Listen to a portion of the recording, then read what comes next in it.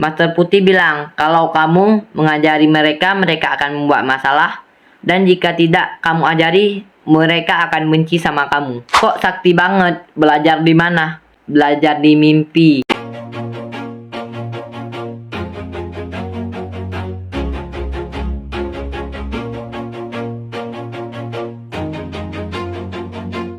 Oke guys, nama gue Zaki dari channel film LM10. Malam ini gue akan cerita tentang Sun Wukong si kera sakti. Sebagai julukannya dia sakti banget. Dia bisa menompol berat 2 gunung di atas pundaknya sambil berlari, dan dia juga bisa berlari 5000 km per jam. Bukan itu aja, dia juga sangat sakti. Dia mempunyai 72 kekuatan unik. Salah satunya dia bisa merubah berbagai bentuk, dan dia bisa merubah dirinya berbagai bentuk hewan. Bukan itu aja, dia juga dengan sehelai bulunya dia bisa membuat persalinan atau kopi. Dan saking jagonya, dia bisa mengalahkan semua personil surga. Kok monyet bisa sakti itu? Nah, kita akan telusuri asal-usulnya dari video ini. Menurut Journey to the West, Sun Wukong atau si kera sakti ini, dia terlahir dari batu yang berada di puncak Huakuo, Flower Fruit Man. Jadi batu ini sudah ada sejak penciptaan dunia. Batu ajaib ini sudah dipelihara lama oleh langit dan bumi. Langit atau surga memiliki sifat positif yaitu yang, dan bumi memiliki sifat positif yaitu yin. Yin yang ini dia bisa menghasilkan makhluk hidup. Menurut filsafat ajaran Tao, batu itu seperti rahim ajaib yang seketika terbuka dan meledak. Saat terbuka mendapatkan satu bola ajaib yang ketika tertiup angin itu menjadi monyet yang udah bisa merangkak dan jalan, yaitu si Sun Wukong. Di saat matanya berbelok-belok, di situ dia dapat mengeluarkan laser, dan laser itu menembak istana di kayangan. Dan Kaisar Gyo dia shock, laser dari mana itu berasalnya, dan dia menyuruh prajuritnya untuk menyelidiki dari laser itu. Dan prajuritnya ini menyampaikan bahwa laser itu berasal dari sang monyet. Jadi Kaisar Langit cuman sekedar monyet. Karena pas dilihat sama anak buahnya ini, Sun Wukong ini lagi makan dan minum, lasernya itu udah hilang. Dan saat di gunung itu, Sun Wukong ini bergabung dengan monyet yang lain yang tidak sesakti dia. Jadi mereka biasanya mandi sungai, dan mereka berpikiran untuk mencari mata air dari sungai itu. Jadi mereka menelusuri dan akhirnya menemukan air terjun. Dan di situ kawan-kawannya bilang, siapapun di antara kita yang bisa melewati dan masuk ke dalam air terjun akan menjadi sosok raja. Jadi si monyet batu ini kan jadi sosok para relawan, dan dia langsung loncat. Dia yang pertama bisa memasuki air terjun ini. Dan di situ mereka menemui jembatan, dan di sebelah jembatan itu ada sosok gua. Jadi mereka menemui tempat untuk mereka tinggal sekarang. Si Sun Wukong ini dia menagih perkataan mereka tadi, dan dia diakui menjadi sosok raja di para monyet ini. Dan di situ dia menyebut dirinya adalah Raja Kera Tampan, Handsome Monkey King. Tapi sayangnya tidak bertahan lama. Setelah dari itu sosok temannya dia meninggal. Dia keluar dan dia mencari cara untuk mengalahkan kematian. Dan di situ dia keluar ke bumi, dan para orang di bumi itu ketawa melihat dia karena aneh. Dia berjalan kayak manusia, dan di situ dia mencuri pakaian orang lain di jemurannya, dan kepalanya ditutupi pakai kerudung. Dia terus berjalan, dan dia sangat mengamati kayak kecerobohan manusia, contohnya kejahatan atau lain-lain. Dia berjalan sampai dia masuk ke dalam hutan. Pas di dalam hutan dia mendengar kayak ada suara orang nyanyi yang menarik. Akhirnya dia samperin. Ternyata yang menyanyi itu sosok penebang kayu. Jadi dia nanya, "Kamu belajar dari mana?" "Saya belajar dari sosok immortal." Karena penasaran, Monkey King mencari orang itu. Namanya Putih Zusi, seorang master bela diri Tao, bukan bela diri biasa ya, tapi memakai kekuatan super, sakti deh pokoknya. Putih Zusi ini diyakini sebagai Zusi, yaitu murid dari ke-10 Sang Buddha. Kita sebut saja sebagai Master Putih. Sesampainya dia di depan pintu masuk, Master Putih menolak Sun Wukong untuk masuk ke dalamnya. Tapi si Monkey King ini tetap menunggu selama berbulan-bulan. Dan akhirnya Master Putih ini luluh hatinya dan mengizinkan si Monkey King untuk masuk dan menjadi muridnya. Selama 20 tahun, Master Putih mengajarkan dia ilmu Tao yang baru. Seperti kemampuan merubah bentuk, cara menjadi immortal, Sun Wukong mendapatkan formula rahasia untuk menjadi sang immortal. Bahkan Master Putih bilang bahwa sudah menjadi takdir Sun Wukong mempelajari itu. Master Putihlah yang memberikan nama dia Sun Wukong. Sementara itu, pengadilan surga tidak menyetujui persyaratan ini. Lalu mereka mengirim 3 bencana untuk membunuh Sun Wukong. Jadi Master Putih mengajarkan 72 kekuatan untuk Sun Wukong. Setiap bencana dikirim 500 tahun sekali. Paniklah si Sun Wukong ini. Tapi Subhuti ajarin dia 72 kekuatan unik, berubah menjadi berbagai bentuk hewan. Master Putih melihat kekurangannya di muridnya ini. Dari segi moralnya dan banyak kekurangan dari segi karakter. Jadi Master Putih menasehati agar jangan terlalu pamer soal keahliannya, karena itu membuat orang lain ingin diajari. Master Putih bilang, kalau kamu mengajari mereka, mereka akan membuat masalah, dan jika tidak kamu ajari, mereka akan benci sama kamu. Master Putih juga meminta kepada Sun Wukong akan merahasia siapa guru dia.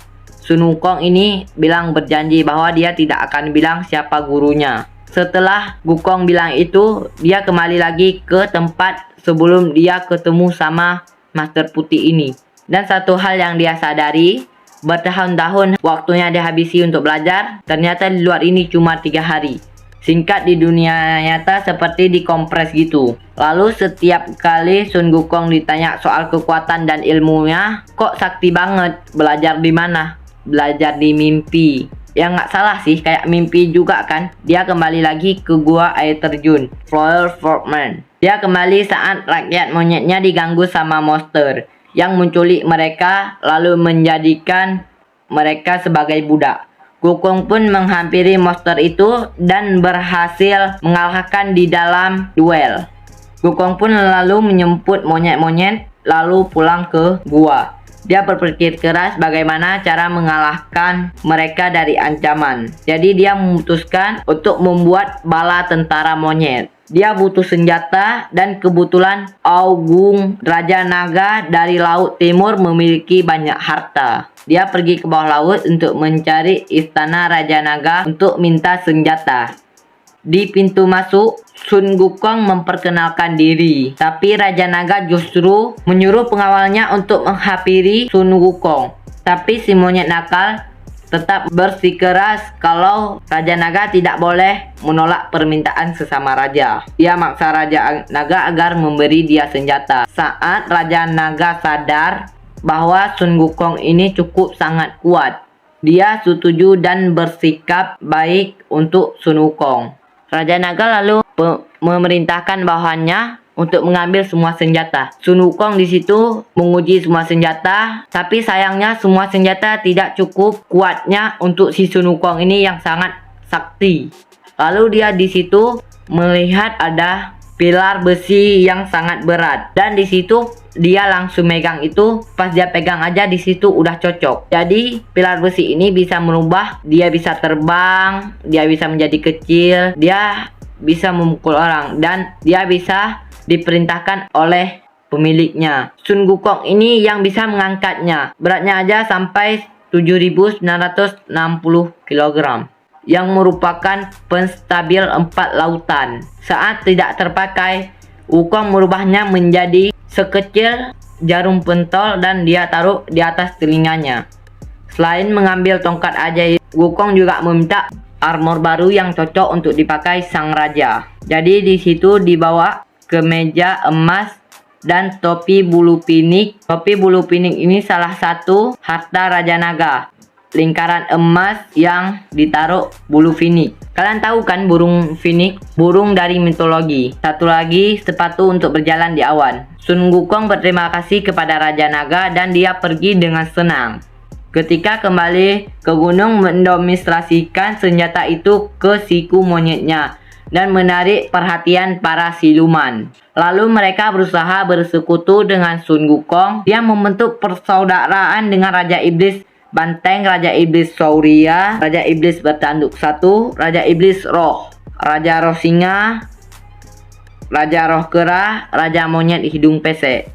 Saat senang-senangnya Wukong ini, dia kena hukuman mati karena telah memeras Raja Naga. Dia tidak sadar, lalu dia saat tidur di bawah pohon. Dia tidak tahu pada saat malam dia tidur di bawah pohon, dia diseret oleh dua prajurit dari Yama, Raja Underworld. Dua utusan ini membawa jiwa Kong ke dunia bawah. Di saat dia diberitahu bahwa hidupnya akan berakhir, bentar, artinya gue mati dong.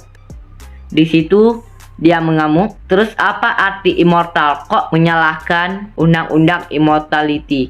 Dia ngamuk dong. Di saat dia ngamuk, dia mengeluh ke 10 raja bawah. Lalu raja bawah menenangkan dia, membilang mungkin di sana ada nama yang sama dan ada orang yang berbeda tapi namanya sama, atau mereka mirip. Lalu Wukong minta diperlihatkan kitab kehidupan dan kematian. Lalu dia melihat kumpulan buku yang berisi dari sejumlah umur setiap manusia yang hidup. Dia juga membaca nama-nama monyet yang dia kenal dan nama-nama juga yang dia kenal, semua dia coret. Setelah dia puas, akhirnya dia keluar dari dunia bawah dan membangunkan semua monyet yang dikenalnya. Berita pun sampai ke telinga Dewa Langit yang sedang pusing sama tumpukan keluhan tentang Sun Wukong yang tidak berhenti mengacau sana-sini. Awalnya dia ingin menangkap Wukong, tapi dia mendapat nasihat dari Tai-Pei Ching-Sing atau Gold Star agar Wukong diberi posisi di kayangan agar menghentikan keliaran dia dan mudah dikendalikan. Dan jika nakal bisa dinasehati. Gold Star menjemput Wukong dan Wukong pun langsung setuju.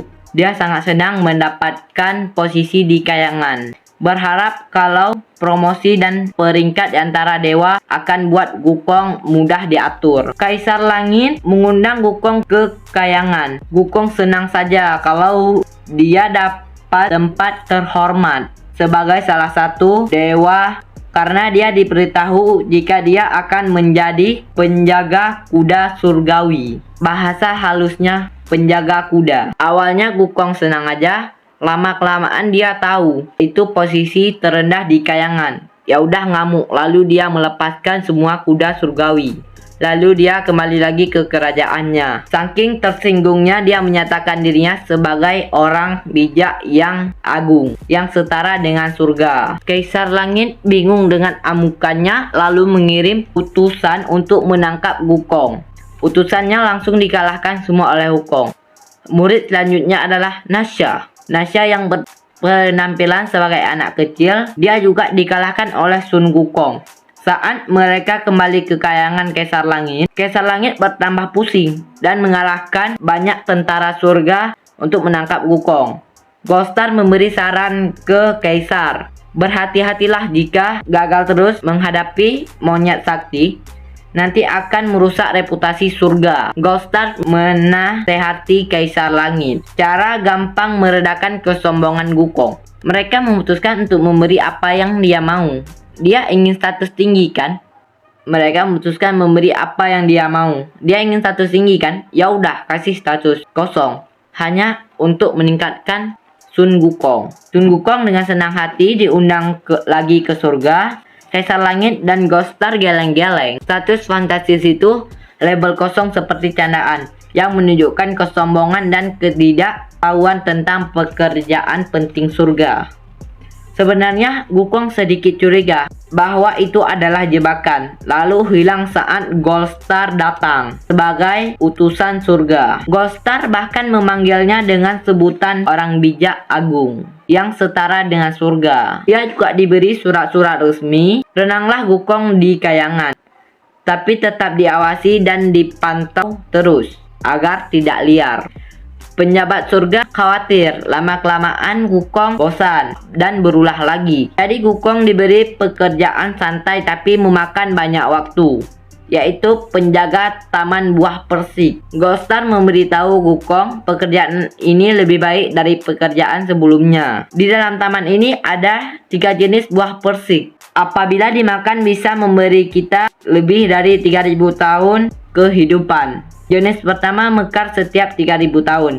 Siapapun yang memakannya akan menjadi abadi dan tubuhnya ringan dan kuat. Jenis kedua mekar setiap 6000 tahun.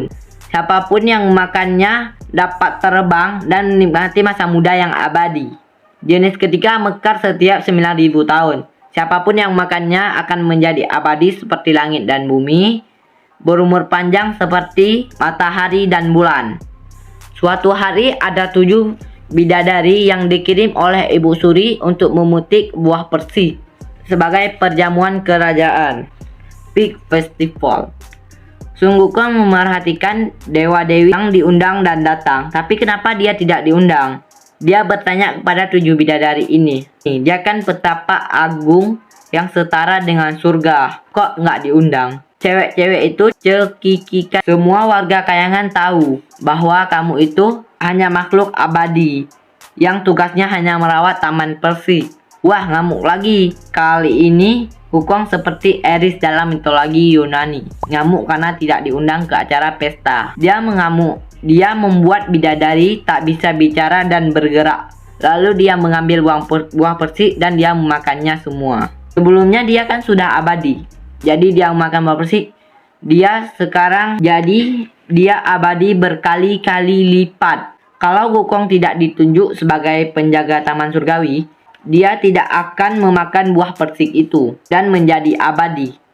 Lalu dia menyamar sebagai orang yang bertanggung jawab di persiapan pesta dan masuk lalu mencicipi makanan dan minuman surga yang membuatnya bertambah jadi abadi. Sementara semua dewi-dewi sibuk dalam perjalanan menuju perjamuan. Dia masuk ke dalam istana Lao Taozu.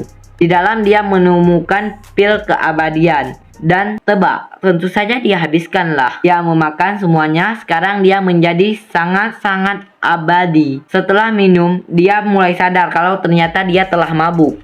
Barulah dia tersadar akan perbuatannya dan memutuskan untuk kabur. Dia pun kembali ke gua kerajaannya sendiri. Semua pihak yang datang lalu merasa kerugian. Lalu mereka menghadap ke Kaisar Langit, tidak ingin menuruti nasihat Ghost Star lagi untuk damai dengan Wukong, dan ngamuk perintahkan pasukannya untuk menyerang Wukong. Karena Wukong sakti mandraguna dan abadi, dia tidak akan terkalahkan. Jago berantem, jago tipuan, respon cepat, dan sekarang dia punya pasukan monyet lagi. Wukong berhasil mengalahkan 100 prajurit surgawi. Saat perang mulai berlangsung, Dewi Kuan Im dan muridnya datang ke istana kayangan untuk menghampiri Pig Festival. Mereka kaget melihat kekacauan di kayangan. Kaisar menjelaskan situasi itu ke Dewi Kuan Im.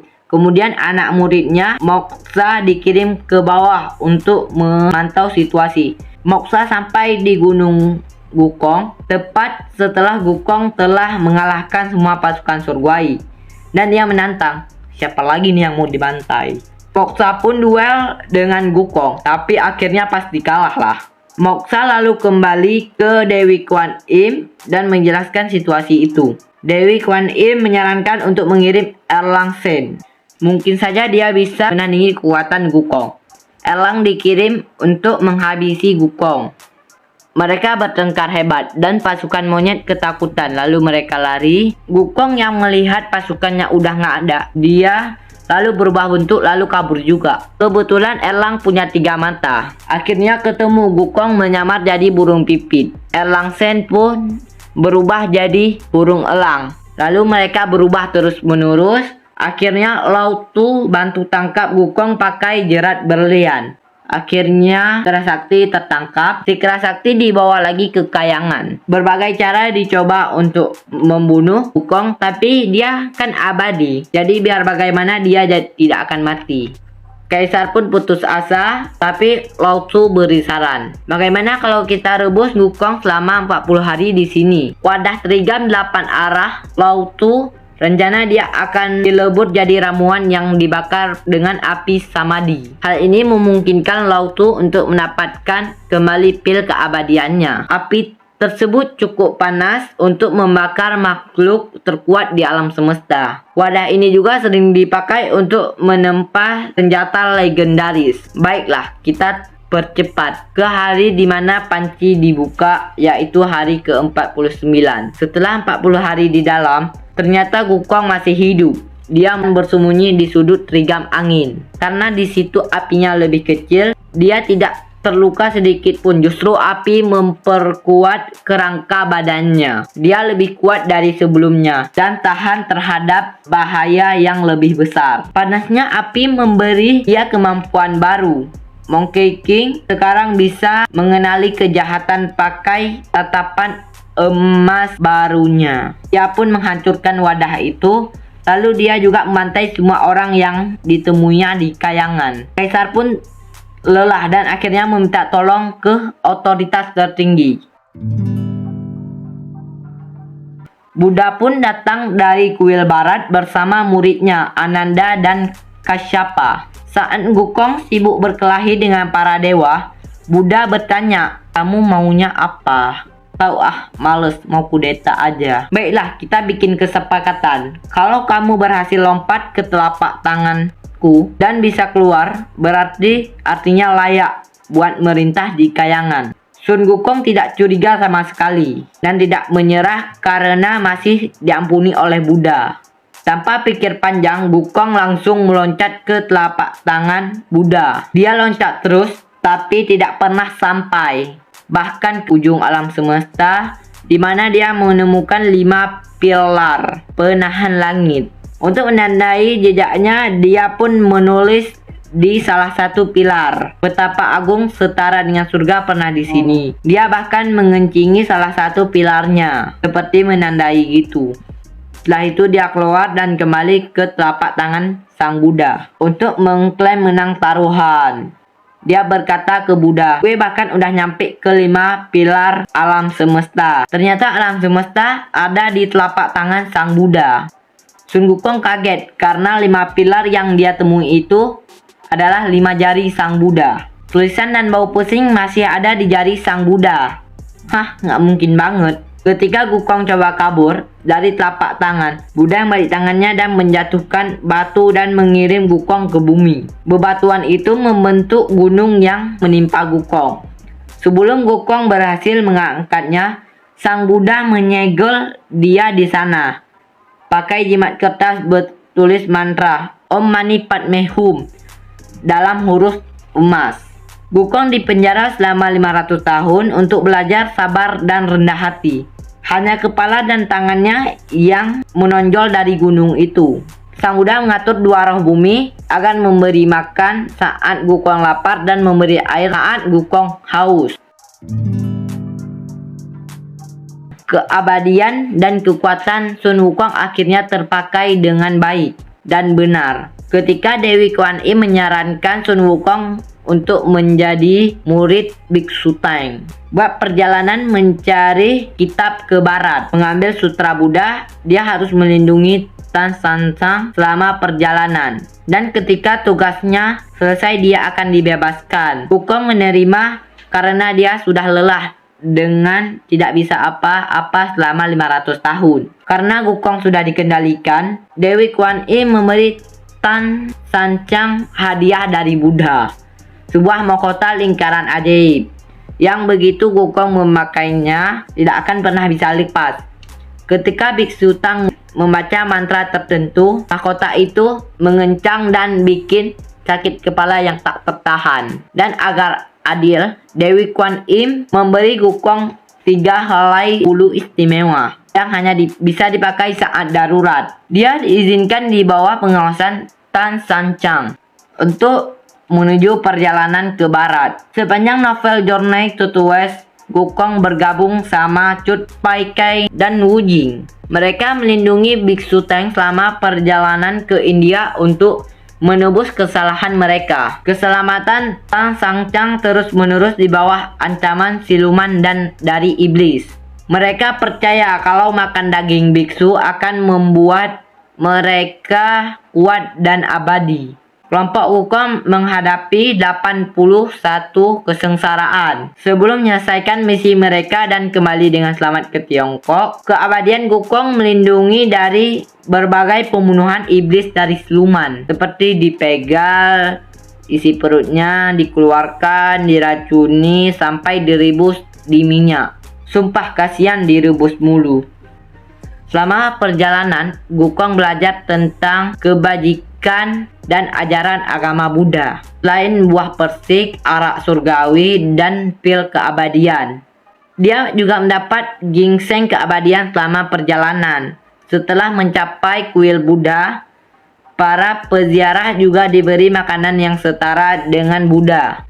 Di sana Wukong mencapai kebudaan atas jaya dan kekuatannya. Itulah kisah tentang Sun Wukong, Kerasakti Sang Monkey King. Karakter Wukong ini tuh agak mirip nggak sih dengan karakter Goku dari Dragon Ball? Itulah semua yang bisa aku sebutin dari Sun Wukong atau si Kerasakti. Kalau ada ya kata yang kurang, kalian boleh komen di bawah. Kalau ada kata yang salah, mohon maaf. Mungkin sampai sini aja yang bisa aku cerita. Bye-bye.